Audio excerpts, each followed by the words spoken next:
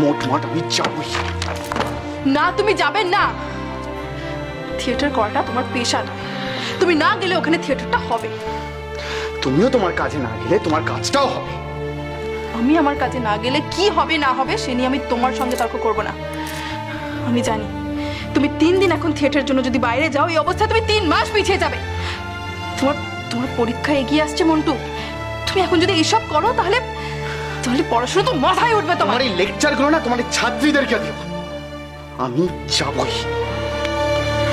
ঠিক আছে,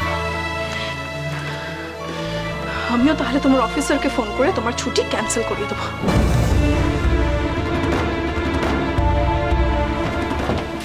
বটে, হ্যাঁ? আমার ছুটি ক্যান্সেল করবে আমার অফিসারের সাথে পিরিত করে? হ্যাঁ, দেখি তোমার বা আমার অফিসারের কত বড় মুরদ যে আমার ছুটি ক্যান্সেল করা। ছি ছি ছি ছি, এইটা তোমার মানসিকতা? হ্যাঁ, ছি। রাগের মাথায় আমি কি বলে ফেললাম?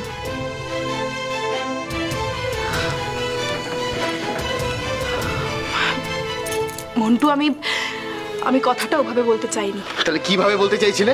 হ্যাঁ, কিভাবে? দাদাবাবু, আস্তে। দাদাবাবু, হ্যাঁ, দাদাবাবু।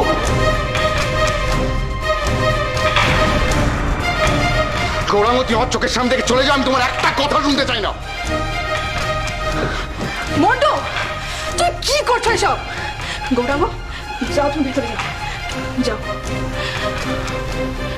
মন্টু, তুমি কিন্তু এসব করো না। ভুলে যাও না, এটা একটা ভদ্রলোকের বাড়ি। না, এটা ভদ্রলোকের বাড়ি না, এটা ভদ্র মহিলার বাড়ি, দিদিমণির বাড়ি। তবে তাই, ভদ্র মহিলার বাড়িতেও এইসব করা চলবে না। কেন? এই বাড়িটা কি তোমার একার? আমার পয়সায় বাড়ি ভাড়া দেওয়া হয় না? আর এই ভদ্র মহিলার এই ছোট লোকের সাথে কাঠ ছড়া বাঁধবার সময় মনে ছিল না তখন? হ্যাঁ, ভুল হয়েছিল, খুব ভুল হয়েছিল। ভুল হয়েছিল? হ্যাঁ, আমি কারো চোখ রাঙানি শুনতে বাধ্য নই। আমি মিন্টু নই। হ্যাঁ, আমার কিচ্ছু চাই না, কিচ্ছু না, কাউকে লাগবে না। সব সময় শাসন করতে, যা না যাই বলে বেড়াবে, নিকুচি করছে লেখাপড়া। এইসব ভদ্রলোক, এইসব ভদ্রলোক কেন নাকি?